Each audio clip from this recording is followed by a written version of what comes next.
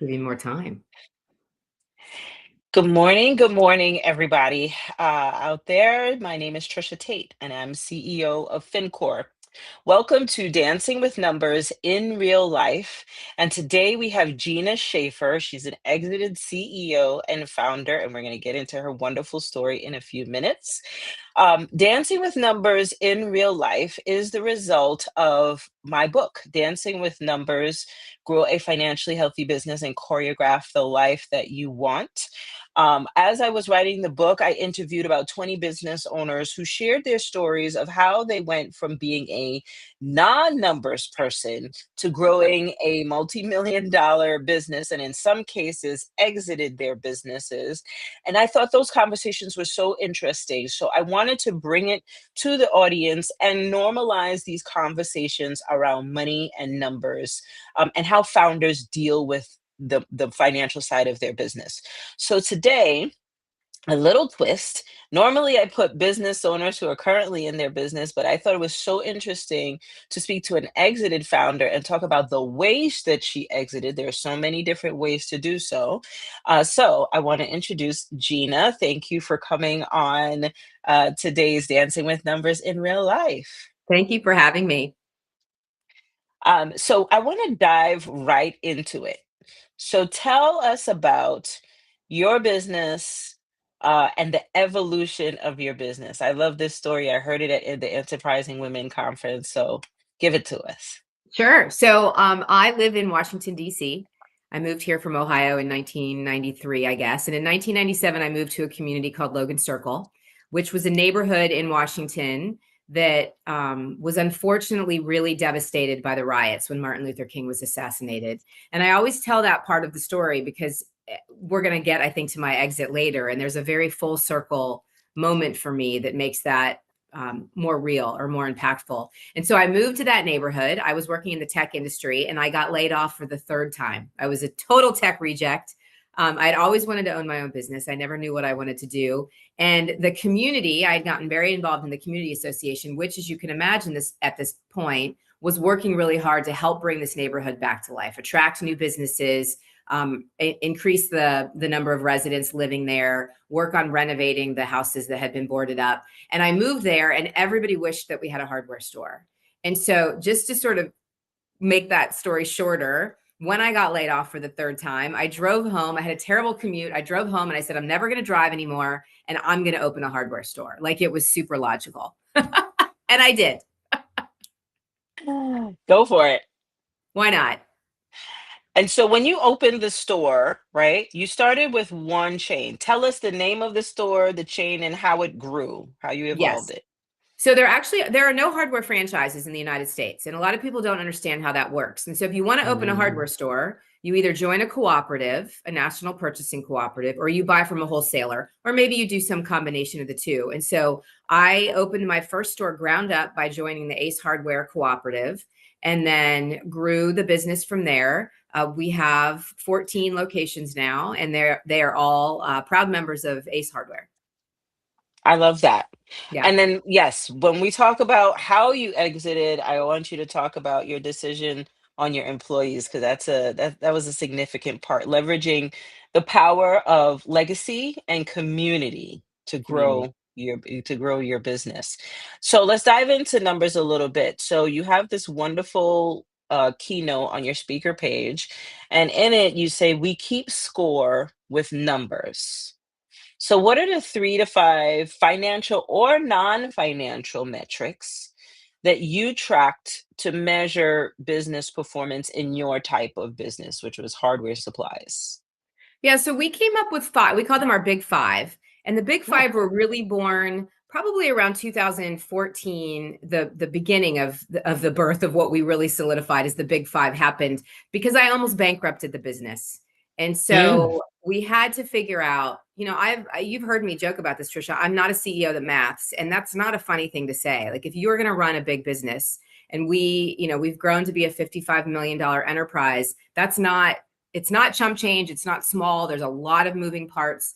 But I was so focused on hiring people and paying them as much as I could that I was ignoring a lot of the other numbers and metrics and things that were really needed or are needed to, create a healthy company. And I hear myself telling the story and I think, well, everybody must think that I'm just like an idiot, right? Like, how could she have run the No. business this way? And I'm glad you said no, because I've realized through a long educational process that I'm not alone. The numbers, as you know, are the hardest part. I think they're the hardest part of the business. Often I will have fun arguments with people about whether it's the people or the numbers. And I think it's the numbers. So I found myself in 2014 almost putting us out of business because we were getting ready to open a new store. And I was so excited about all of the new people that I was going to hire. I would get to interview and train and hire and retain. And to me, that's the fun part of business.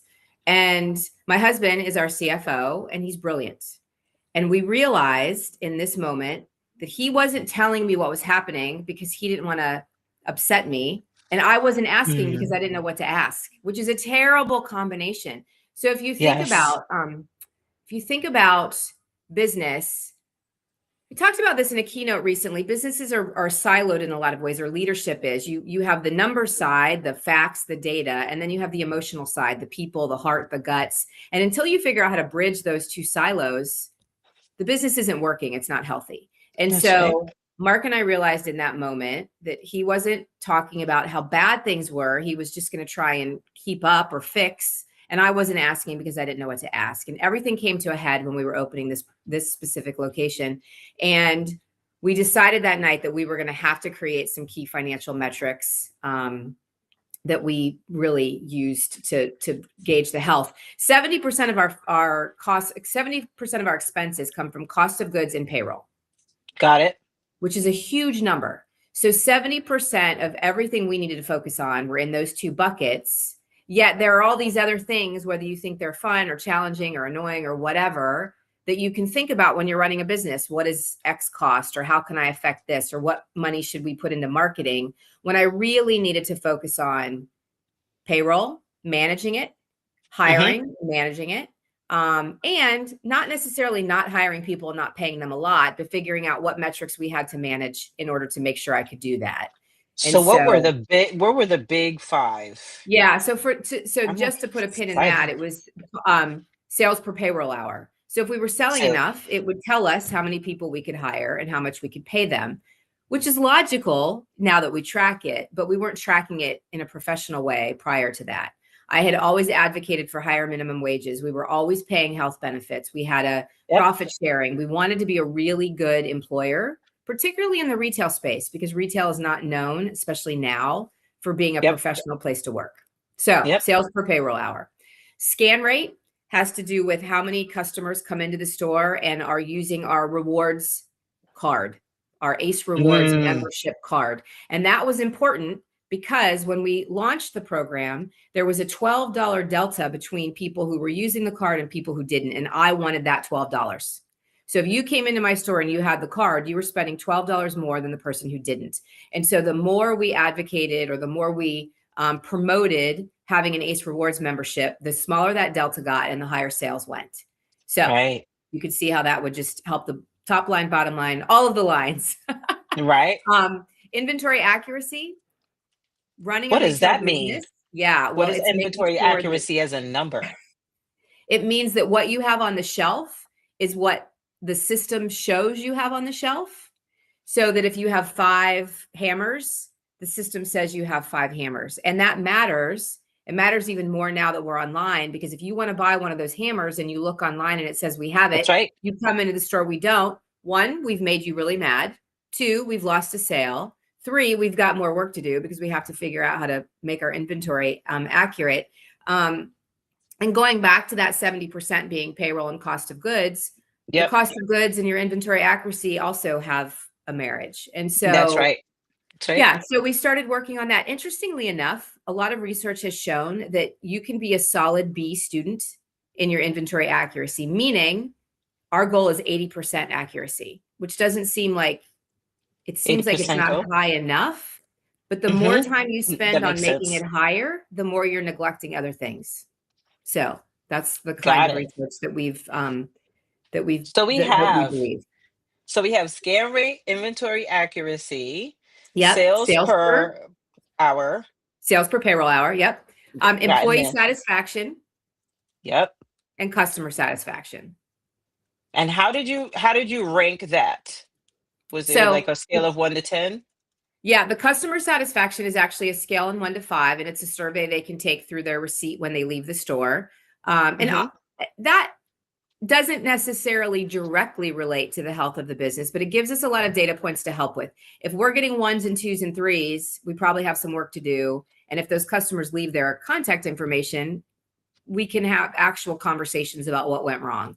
The employee satisfaction, we aim for, I think it's a 4.2 on a scale of 5, and it's a series of questions. We take surveys with our team twice a year, and it measures the health and efficacy of our culture.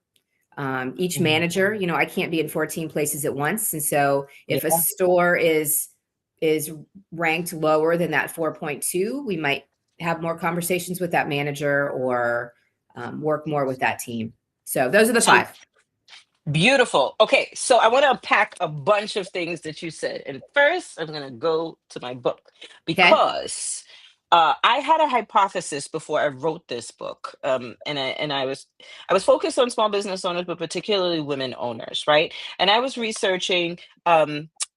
We got the statistic in 2019 due to the American Express State of the Woman-Owned Business Report, where it said less than 2% of us, and now it's even less than that, but less than 2% of women entrepreneurs make it to $1 million or more, right? Yeah.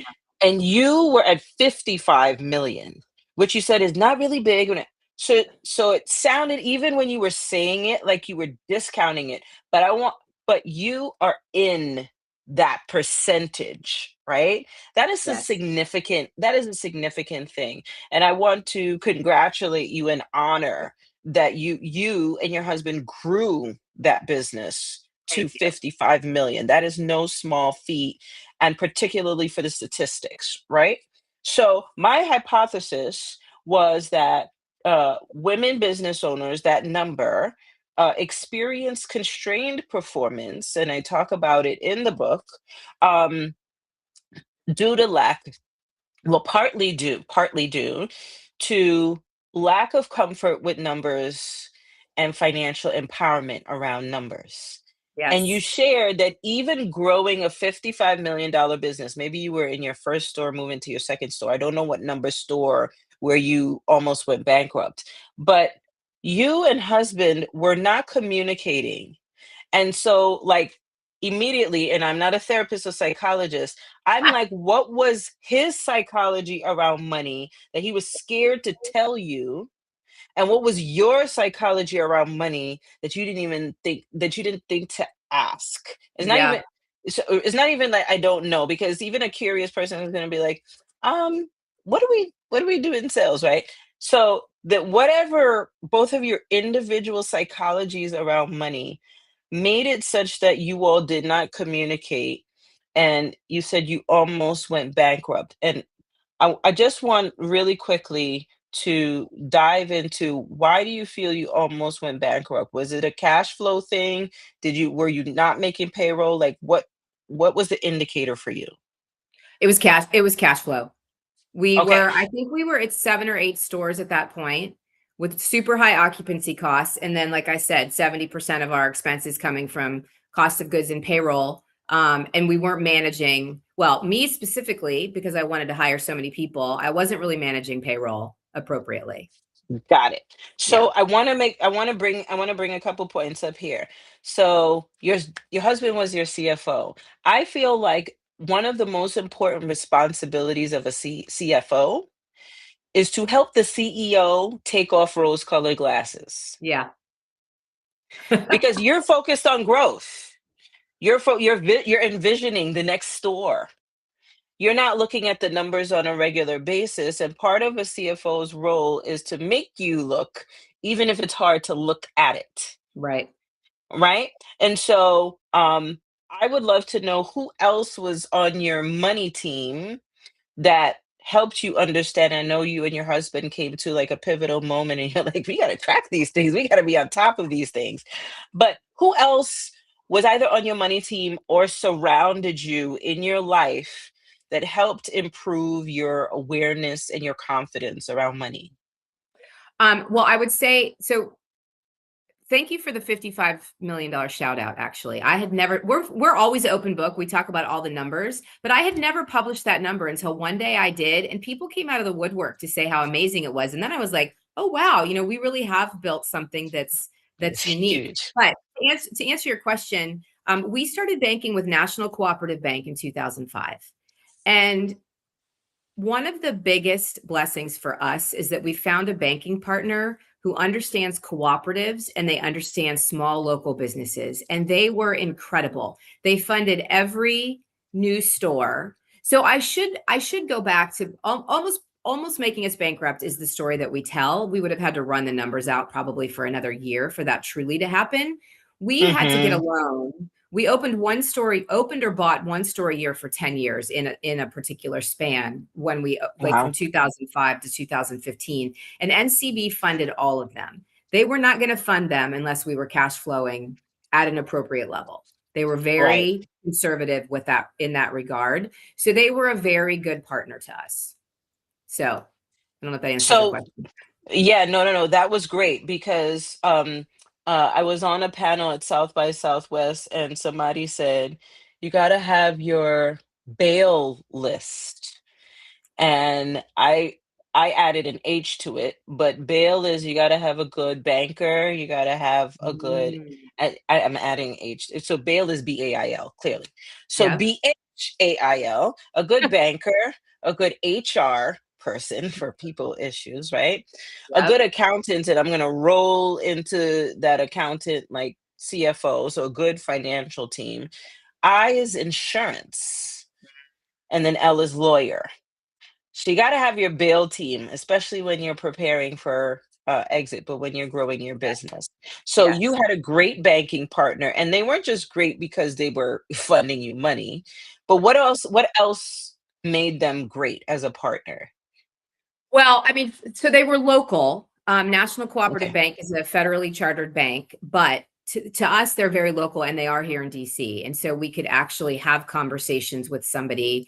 And honestly, our opening banking relationship, our first loan was from the SBA, felt very disengaged and distant from us. It was just a transaction. So finding Mhm. NCD really made us feel like we had a true partner as we were growing because Mark and I had never run a retail business. We hadn't run any business before. And so every step along the way, you mentioned the word curiosity. And I do like to think that I was super curious about the people part, but going back to the silos, I just kind of let all of that stuff happen. And it's not that they Okay. weren't doing a good job with it at all. They absolutely were. But those two silos weren't communicating at this point. So just finding NCB, I think, gave us a lot more comfort in knowing that we had like true financial adults who were going to help Yeah. steward us through this growth process. By the way, so at at the end, you had what, 14 stores? 12 Yes. stores? 12. Yeah. Okay. 14 now. So you had 14 stores. Your husband was CFO. Did you have other financial people on the team that were reporting on each store? No. Okay. Um, Okay. Reporting, no. We have a lot of systems that report almost automatically, reports that we all get every morning. We have the executive team has an app on our phones that tells us in real time the items that we're selling, how many of them, how many we're selling, and what the store sales are. And then the managers get that data. Most of it, well, they can look it up all day long, but they get a report the next morning that shows them the previous day's financials. Got it. All right. Yeah. Beautiful. So I want to talk about the funding avenues you leveraged in order Okay. to buy the stores. So can you talk to us about how you funded the growth, because growth sucks cash. Yes. Tell every business owner that. So the first thing most people want to do is hire a bunch of people, and then that sucks cash. And then they're like, "Why do my sales look like this, but my cash flow looks like that?" So what are the avenues that you use to expand these into these different locations? So we've purchased 5 and we built the rest from scratch, just to make that clear, which is interesting as we went to our exit strategy Mm. because we were the exit strategy for 5 exiting hardware store owners. And Oh, so, you went yeah, through acquisition yeah. first. and they were all different. You know, everyone says if you've acquired one business, you've acquired one business, or if you've gone through one. So that gave us a really good perspective, I think, as we were headed into our exit strategy. So our growth was funded 100% by cash flow in the business and loans from National Cooperative Bank. As we grew, and as Ace Hardware turned 100 years old last year as a cooperative. Since we joined in 2003, which is when our first location opened, their products and programs have gained a level of sophistication that they never had in the prior 80 plus years, 70 plus years, meaning the wraparound services that help support us, the technology, the training, the marketing and advertising efforts, all of that stuff. And so we've also been financially supported in a lot of ways by those programs from the vendors that give us free inventory when we open, incentives to expand. So there's a lot of stuff like that that comes from the co-op now that we didn't have for the first couple years, but that helped fuel our growth.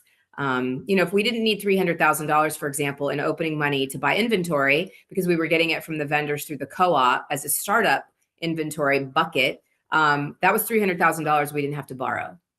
Wow. So that helped a lot. Gina, I'd like us to write an article on the difference between co-oping and franchising. Oh yeah, let's do it. Because it sounded like a franchise model, but then you said it was anyway. I don't want to. That's going to take us off track. But so you acquired 5, and you leveraged the cash flow from that and Yes. the loans in order to get the other 5 or 7. In order to get the other, well, we've had to close 2. So we've purchased 5. We've built 12 from scratch. Wait a minute, that's 17. We've built 11 from scratch because we have 14 locations now. Yes. Okay. Yeah. Got it. All right. So really quickly, and we didn't just discuss this in advance. I didn't realize you grew through acquisition. Can you give us one anecdote because there's a lot of people buying businesses out there. Yes. One anecdote from your experience buying these other 5 locations, and they were all different. So it's like 5 different businesses. Yeah, I mean, besides the fact that every transaction was very different. I mean, you have to have your team. We needed to have an attorney to make sure that all of the contracts were aligned. We wanted to make sure that cultures were aligned. And so we wouldn't have bought a store with poor cash flow or a disgruntled well, that's not true. We bought a store with a bad team, but that's because they were stealing from the owner. That's a topic for a whole other day. We evaluate every option. That would probably be my piece of advice. Don't think that. So geographically for me, I always wanted to be in cities, not the suburbs. And the first store that we acquired was in a suburb, which gave me a different perspective and kind of opened up a whole new world. And it made us realize that we would evaluate any hardware store purchase opportunity that came our way. Got it. And so, all right. So every transaction is different, right? And you had your lawyer. What else did you value? Your lawyer's looking at contracts, employee culture. What else was like valuable to you? Well, for us, we wanted to know if the neighborhood felt like they were shopping local. So let's go back to my comment on the suburbs.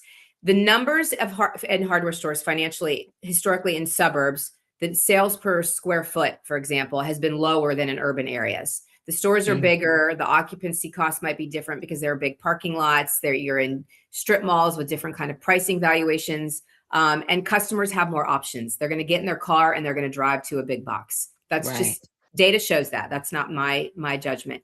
And so the very first location that we purchased was in Old Town Alexandria, which has a shop local feel that's hard to find in something that you would call some place that you would call a suburb. And so to the extent that we can evaluate that kind of mentality, we factor that into our purchasing. Awesome. Okay. So I love that. So now, like, as you were acquiring these businesses and as you were growing your, I don't want to say franchise, but your grouping of stores. Chain, you can say chain. Okay, your chain. Beautiful. Yeah. What was the biggest financial challenge that you experienced as a CEO? Was it the almost going bankrupt, or was it something else? Honestly, probably it's the 2 stores that we had to close. Talk to us about that. Yeah, so it's very expensive, right? Well, this is the expensive part, the most expensive part. The very first store that we had to close, was our fifth location, and we signed a 10-year lease, and the landlord would not, for anything at all, let us out of that lease. The only way we were going to be able to leave that location was to bankrupt the store. And at that point, we knew that we had an appetite for growth, and we didn't want a bankruptcy on our record. So each one of our stores at the time was an individual LLC. We could bankrupt that store and presumably not affect the others, but we didn't know what it would do for our credit, or didn't want to think about what it would do. Reputation. Yeah, for Yep. future. So Yep. we ran that store for 10 years, not making a profit, with the other stores basically propping it up. The second location, and this is where Mark and I sort of chuckle about entrepreneurs being optimists, or he and I certainly being optimists. It was an experiment because it was tiny. It was less than 4,000 square feet. It was in a neighborhood that we really loved and thought was going to do great with the whole shop local concept, but it was very expensive because it was smaller. And year 5 arrived. So the landlord agreed to give us 2 5-year options. Year 5 arrived. We weren't making any money, but we were like, damn it, this store is going to work. And we re-upped for the next 5, and it never worked. And so those were very expensive lessons for us. It's not like, oh my gosh, we were going to, bust the whole company because of it. But I would say that it was very frustrating. And honestly, thinking back to the managers that ran those 2 locations, it was frustrating for them because they were fantastic parts of our team. It's not like they were doing anything wrong. The stores just didn't work. And somebody had said to me, the bigger you get, the more likely you are to have a location that doesn't work. And I always was like, nah, this is great. That's not going to happen to us. And it did. And did the metrics indicate that, or that it wasn't going to work? No, Yeah. I mean, by all factors, when you open in a new location, there's a couple things you can gauge. The population in a community, the average household income, which I will tell you based on some of our locations has meant nothing. Some of our lowest income neighborhoods are our most profitable locations, and we can talk about that at another time. So that every metric that we could gauge made it look like we're going to be fine. Not only that, but those 2 locations were in Washington, D.C., where we already had a track record of successful stores. And so if we were measuring them against other urban locations, we had no reason to think they weren't going to work. Got it. So Let's go to the comment you made. Some of your most profitable stores were in low income neighborhoods, and that might lead to our next question. But talk to me about why that is. How did that work out? Is it because rents were lower, or something else? Yeah, so the rents are significantly lower, and there's no competition. And so we've become really the neighborhood go-to and walking go-to in some cases.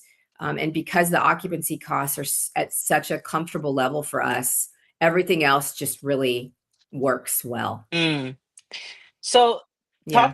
so you have exited the business, right? You and your husband exited. And talk to me about how you decided to exit. So now you're on the other side of the table considering leaving as opposed to acquiring other businesses. How did you think about it? Yeah. Well, just to clarify, Mark is still the CFO. So we've Okay. sold 30% to our ESOP, which is an employee stock ownership program. And Mark is still there now, which is fantastic. He and the new CEO work very well together. They're a great team. So going back to the beginning, when I mentioned that Logan Circle had been affected by the riots, in 2020, when the protests started happening in Washington, D.C., we were on the route of a lot of those protests.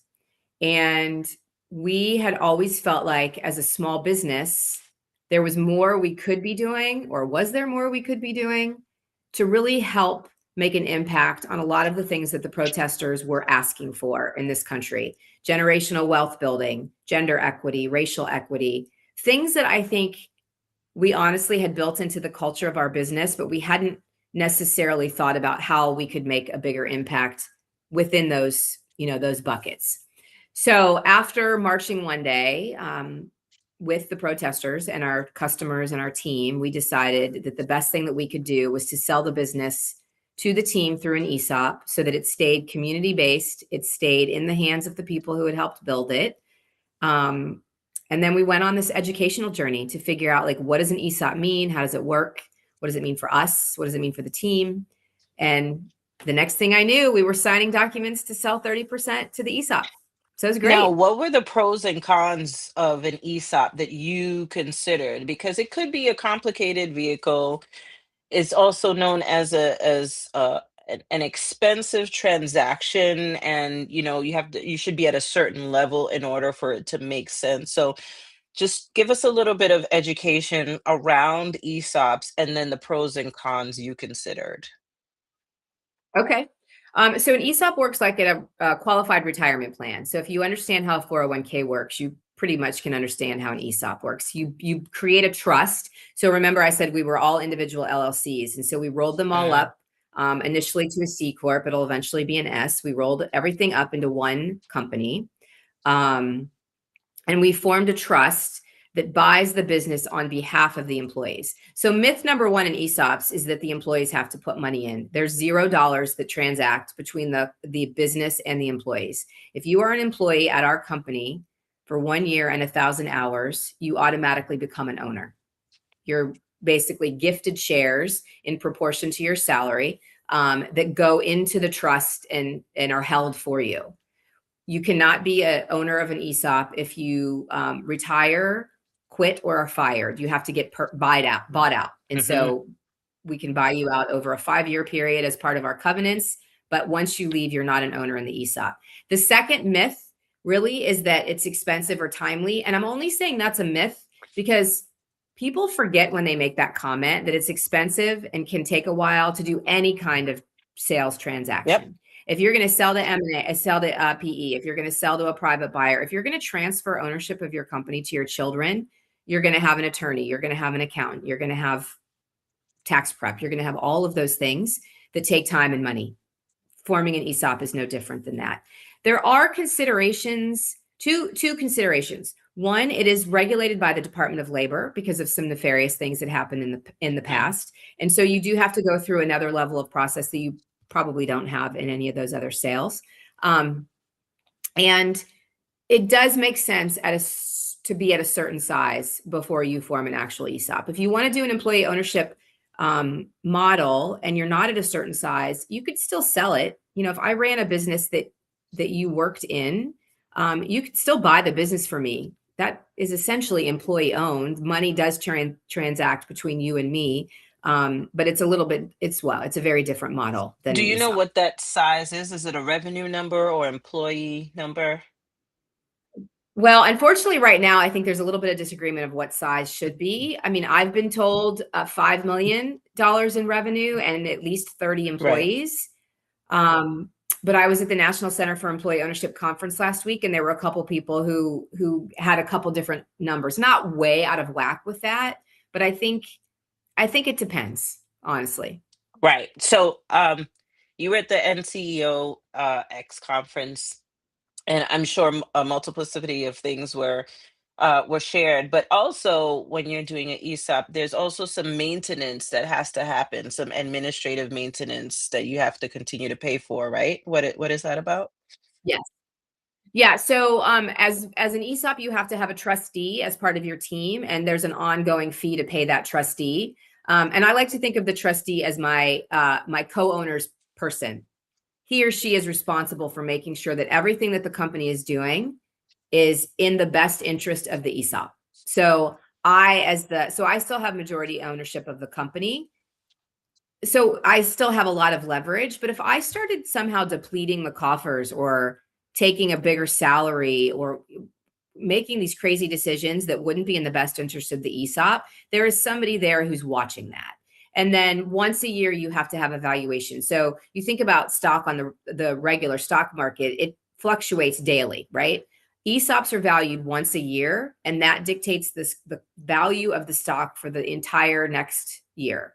And so once a year, you have to have Evaluation evaluation done specialist. so that you can tell the team what their stock is What it's worth. worth. So let's Yeah. dive a little bit deeper. So your way of exiting, you considered because you wanted to keep it community owned, you wanted to continue to help people um, build generational wealth, and you talked a little bit about employees and cultures. Can you can you tell me about, or tell us, because I know this story, your decision about the hiring of the types of people that you hired into it, which further exacerbates why you would want to do an ESOP? Yeah, thank you for asking. So, I mean, I call it our happy accident. My very first teammate in 2003 had been in prison for 17 years. And my second teammate was in recovery from a crystal meth addiction. Both of those circumstances historically have rendered folks like that unemployable or with severe challenges to getting employment. Neither of those factors mattered to me. Mark hadn't joined me in the business yet, so when I say me at this point, it legitimately was me. And so I hired them both, and the result of that was really the foundational elements of building a culture that was based on trust and open communication. I didn't know that Tommy had been in prison for 17 years until he had worked with us for long enough that he felt comfortable to start telling his story. And when he did feel comfortable start telling that story, it wasn't shock. It wasn't, oh, I'm going to fire you now. It was a, how did you not tell me this? It was like, oh, you've had a really interesting past. Is there anything else we can do to be supportive? Shane worked with us for 10 months. He was the gentleman in recovery. He and I are great friends now. And so he loves it when I get a chance. And like his ears are burning right now somewhere. Shane got really upset with us one day and he quit. He said, I never want to see you again. You're a terrible employer. And he stormed out of the store. But so the one thing that I really feel badly about is that I had no wherewithal to call him and ask why we were a bad employer. It was like nose down. I was so focused on growing and so overwhelmed that I never reached out to him, and I will feel bad about that forever. However, he went back to the local recovery clinic and started telling the people in the recovery clinic to go see that lady at the hardware store. And so next thing I knew, this guy named Mark showed up, not my husband, Mark, another Mark, also in recovery for crystal meth. And then he brought a guy named Scott. And then Scott brought a guy named Brian. And then next thing I knew, we were joking that we could have AA meetings in the plumbing aisle. So I call it my happy accident because we never made a formal plan. We never said to HR when we finally could afford an HR manager. We never said, hey, you have to hire someone who's justice impacted, or you have to hire someone in recovery. It just happened that we did. So I love that story. I love that you shared that, because that started to build a particular culture, which is part of what you wanted to protect and part of also what you valued when you were acquiring businesses, right? yes, Um, yes. and so that brings up something that I talked about towards the end of my book when I interviewed these business owners, and I asked them, how did you grow a business, let's say beyond 5 million, 10 million, right?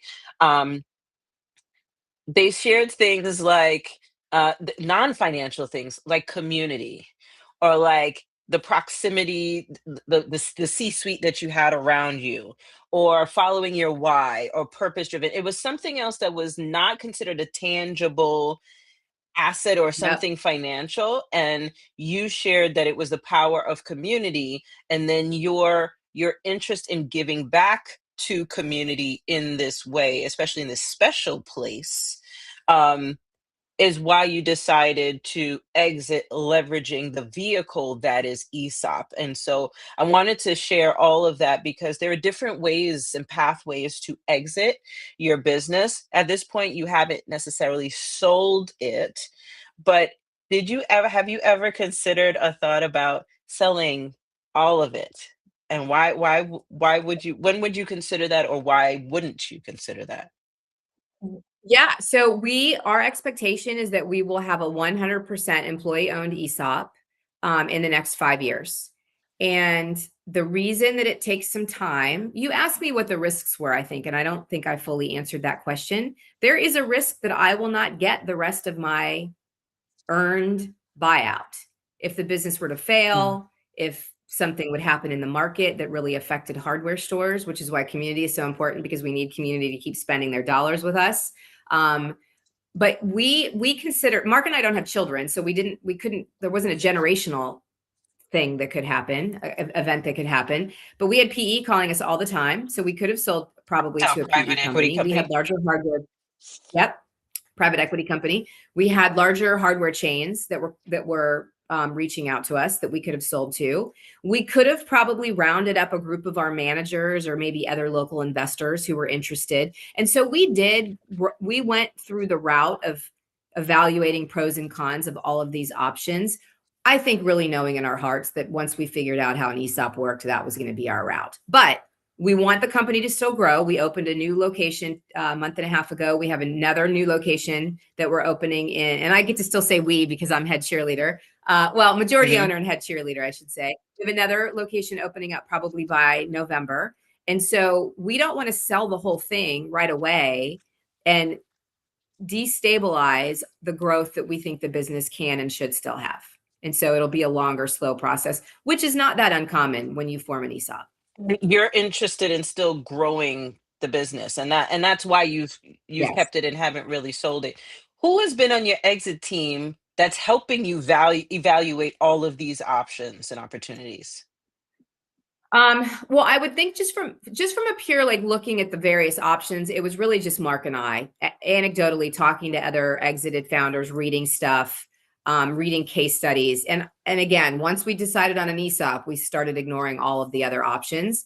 But our strong banking partner, so National Cooperative Bank, funded that first sale. Mark and I got a loan. We gave the loan to the business. The business paid us out for that 30%. So they've been a great partner. As an ESOP, you have to hire the trustee and an advisor, and they worked independently of Mark to create valuations for that first piece, and so they've been great partners too. Got it. And so as you are, so then there's a valuation specialist, there's the banker, there's your CFO. Anyone else? HR, insurance, has that been important in the structuring? Yeah, I mean, all of those folks are important to the team, and that in terms of so HR specifically is important because, and it's a she right now. She's managing when the Tricia, you're now an owner in this company. What does this mean for you? Welcome to the ownership team. I mean, we get to celebrate because basically somebody's becoming an owner every week, essentially. We don't have a lot of turnover for retail, but once you hit that 1 year mark, and so I think she's very important to helping build the ESOP culture so it's not forgotten. People understand what it is because it's complicated for teammates to Mhm. understand, new owners to understand. Um, we have an outside financial company, some a company that Mark outsources some stuff to. Um, they're not necessarily part of the ESOP team, but they're part of the financial Yeah. team. So yeah, I mean, all of that factors in. We also work with a company called, it was One America. They were acquired by a company called Voya. When they were prior to the ESOP, they administered our 401k. Well, they also happen to understand ESOP. So now they administer the fund that is our ESOP. And so, yeah, I should have brought them up. They're definitely on No, our that's team. okay. So I was on a panel yesterday Yeah. talking about how you value your business. And the lawyer on the panel said, the best deal is a done deal, right? Uh, and so when you prepare for sale, because you've had the mentality of a buyer.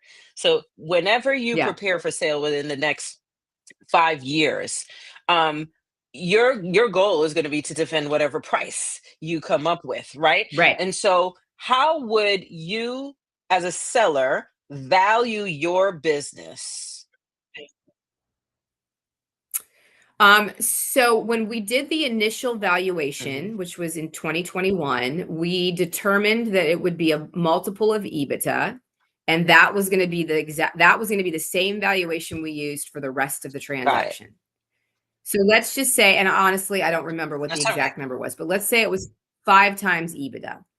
It's nothing like you would see in tech industries or other industries like that. But we will then every year when we do the valuation base the value on 5 times EBITDA, including the years when Mark and I decide we're going to sell the next piece.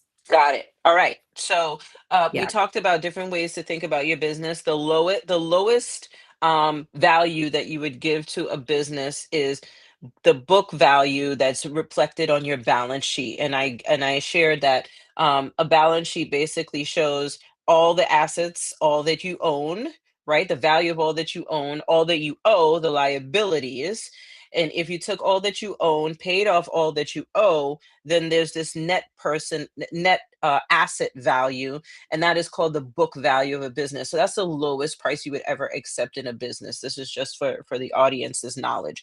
But there are other ways that you can value a business based on revenue, and that's usually for hyper growth SaaS companies that don't really have profit yet. Then the most popular one is a EBITDA model, right?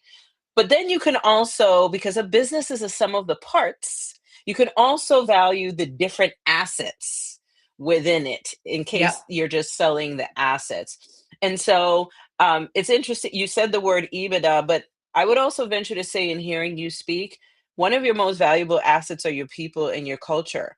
And I don't know how you put a number on that, right? It's like EBITDA plus a little premium, but if I were your seller advisor, I think you Yeah. find a number and you put on that to make it a little sweeter, because the buyer's job is always to try to discount your price. You know that because you Yep. were a Yep. buyer. So thank you for sharing that with us. So I always like to ask this question towards the end of the interview, and it might take a little bit of thought. But when you think back to your childhood, what was your earliest memory of money? What was the lesson? And who taught it to you? What's the first thing that comes to mind? Don't judge yourself, don't judge the situation. Yeah, the real first thing that came to mind was my first babysitting job, and I was 13, and I got paid 50 cents an hour to babysit, 2 little girls that lived in the town. I grew up in a small town in Ohio, and 50 cents in, I don't know, what was this, 1982, I guess I was 12 or Mhm. 13. I mean, it still seems like it couldn't have been much money, but All right. I took that, whatever, I would earn $2 a night or whatever. This couple would go out and I would watch their kids, and that was gold to me. If I could just give you a second one, I went to Brazil for the first time when I was 16, and I started waiting tables. So that was my first real job. Mm, And every single night I would write in a diary what I made in tips, and every single next morning I would go to the bank. And so I think that having a mm, goal that I was working towards, and I mean, I might have only made $5 in tips, but I went to the bank and deposited that $5, with a teller. It sounds so old fashioned. And so those two things, earning and saving, I mean, that's what making money is, but that savings piece and having a goal was really valuable to me. mm. How do you see that showed up, if at all, in your business, with you as an entrepreneur? It's funny. I see it more in Mark because he's so smart with the numbers. Um, I think for us, we couldn't hire back office staff until we could afford to do it. So were we saving enough to be able to promote someone to be our first buyer? Were we saving enough and had enough now to hire our first HR manager? So that's probably where it really manifested. We didn't just build a team with all of that functionality out of the gate. Mark and I played those roles until we could truly afford to hire a professional. Mm, And in some cases, it took years. We had 150 people on our team before we hired someone in HR, which probably wasn't the smartest mm. thing in hindsight, Wow. but we didn't feel comfortable affording a professional salary in that role. So we just didn't do it. Wow. All right. And that brings me back to a question that I asked you earlier about who was on your money team. So you invested in a CF, you had him as a CFO, you had a CPA, I would assume, because you had all of these Yep. entities to Yep. do tax returns. Did you decide on, like, an AP clerk or a purchaser or inventory management person? Or did Mark do all of those roles? So we hired an inventory man. We promoted someone who was on our team to be the inventory manager. And I don't remember how long it was that guy named Mark. I told you he Ah, came from Whitman Walker. He just retired last year. He worked with us for I like 22 the years. story of And I think Mark. it was 22 years. Yeah, I love it. So Mark retired. He still has his clipboard from back in the day. Um, I don't remember when we promoted Mark to be on that team. And we didn't have anybody in AP or AR or anything like that. I mean, this was the benefit of a husband and wife Mm, team, right? Because there was mm, implicit trust. We were a 100% owners, so we didn't have any like regulatory, you have to have this check and balance. And now all of that could still go awry.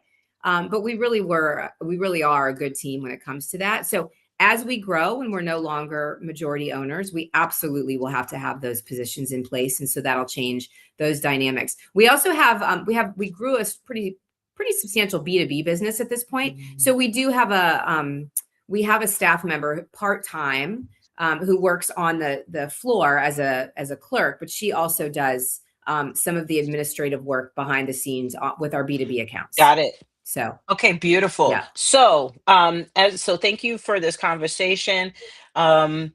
Basically, what you just said was that, and this could be a completely different show. Your partnership, your marriage, and your partnership has been one and the same. And in chapter 7 in my book, I talk about don't freestyle your financials, the money team that you should have at the different stages of growth. And one of the partners that I put in there is your spouse, because for many people, it's a family member that is helping them manage the numbers. But it's so interesting that through that you brought him in at a certain place, and he has been your main financial team throughout the entire thing. And so it's also, it's everybody I speak to has a different way of looking at who's on Yeah. their money team. And I love that that's worked out so beautifully. So this show is called Dancing with Numbers in real life. All right. And so the creative part of me, the dancer part of me, always invites the speaker to be as creative. So when you think about your relationship to money, your mindset around money, and how it has evolved over time, how would you describe your dance with numbers when you started your business versus where you are today? Be as creative as you want. So when I started my business, my dance with numbers didn't exist. I did not dance with numbers. I didn't talk about numbers. I didn't understand them. I will tell you that in the very worst way, I avoided them. Case in point, almost putting us out of business. And so I don't, for the longest time, I never talked about any of the negatives or any of the real challenges. And now I have to own up to the fact that numbers were historically a challenge for me. My dance with numbers now, which I'm always excited about or more and more excited about, is as the exited founder, and I'm not involved in the day-to-day anymore, I've had a chance to grow this huge network, I guess, or I'm still growing this huge network in the impact and angel investing space. And so I went from knowing nothing, having nothing, to now understanding or learning more how to understand the angel and impact investing space. And so that's where I've been spending my time, the networks that I've been building, the fun I've been having, realizing, I mean, it could be $25 that makes an impact to an entrepreneur or a growing nonprofit. And like, what does that look like when you combine it with others, and particularly other women? So that's been a lot of fun for me. Impact investing. I didn't even know this about you. Okay, so every time I talk to you, I learn something new. Because now your perspective is as an investor. It's not as a buyer. Then you were a seller. Now you're an investor. Yeah. So before we go, because I was just about to end it, but then you gave me something else juicy to hang on. As an impact investor, you didn't just say angel investor. You said an impact investor. What does that Yeah. mean to you, and what do you look for as an impact investor? Well, I mean, I would say it's a hard question just to ask on the fly. I'm sorry, I could have you What come back and we could talk about it. I know we need to do this in a Okay. broader. I have some friends who I'm learning from who I think would be great guests for you. Actually, Oh, I would say this: the first thing that I look for is someone that is doing something that I am passionate about. So right now, one of my passion projects is an attorney, a young attorney who had built an app to help expunge criminal records. So if you think about how and why I was hiring, and I was growing all of these stores because I wanted to hire more people who were having a hard time finding jobs. Well, I'm not in charge of hiring anymore. And that culture has continued for the hardware business, but I wanted to figure out how else I could play in that space. So as an impact investor in her business, I can watch this app that she has created grow as a company while still impacting the already 26,000 people who have used her app and 6,000 who have had expungement activities. And so I would say, short answer, sorry that I'm no, it's babbling, okay. is what are people doing that really align with what I'm passionate about? and what kind of impact can any amount of money make. When we sold the first business, we created what's called a 1042, which is, again, a whole other conversation. But then I learned that you could create a DAF, a donor advised fund, out of the 1042. And oh, by the way, you can do impact investing from your DAF. And so all of that was part of my educational process over the last year and a half. Like, this is a whole new world that I didn't know How'd existed. you learn? So I'm How'd you having learn fun. about that? I was listening to a podcast. I have this friend who, again, I think you need to meet her, who did a podcast with a woman who has a fund, an investment fund.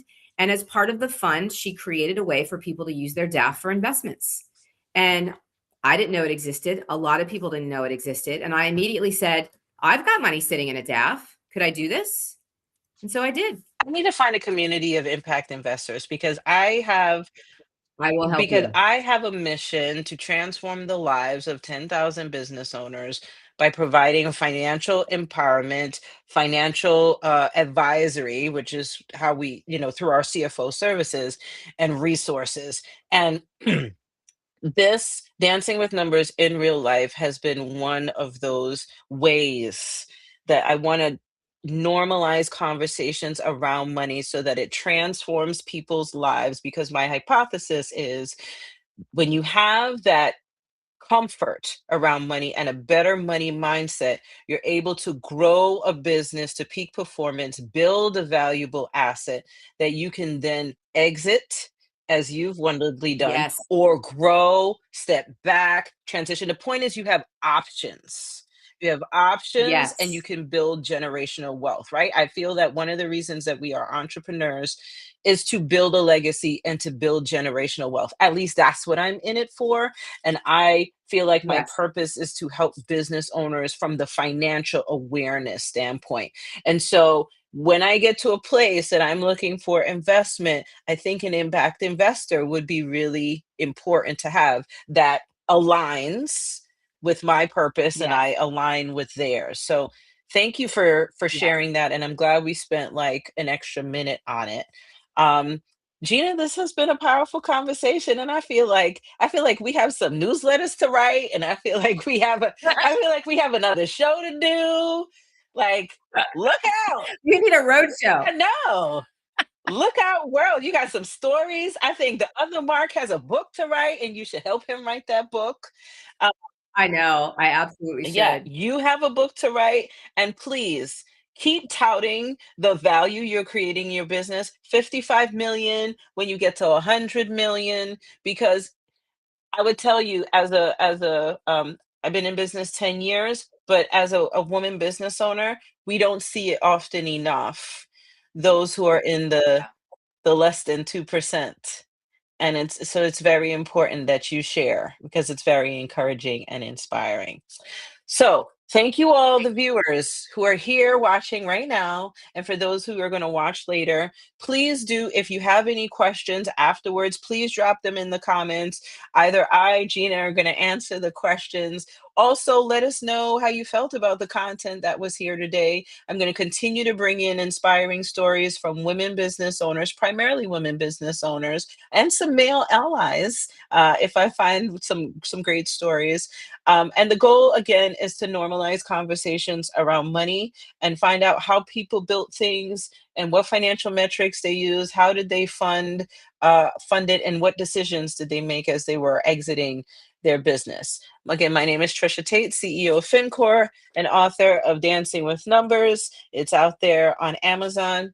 Gina, any parting words? How can they find you? How can they get in contact with you if they're considering ESOPs?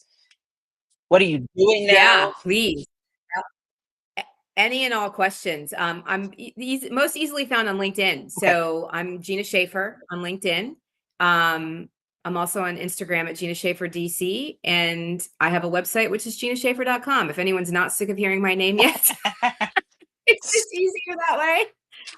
I love connecting with any and all. I mean, I've made some great friends now just by connecting on LinkedIn, or obviously meeting you, going to a conference. And so I'm happy to answer any questions anybody might have. Awesome. Thank you once again, everyone out there in LinkedIn and YouTube universe. Have a wonderful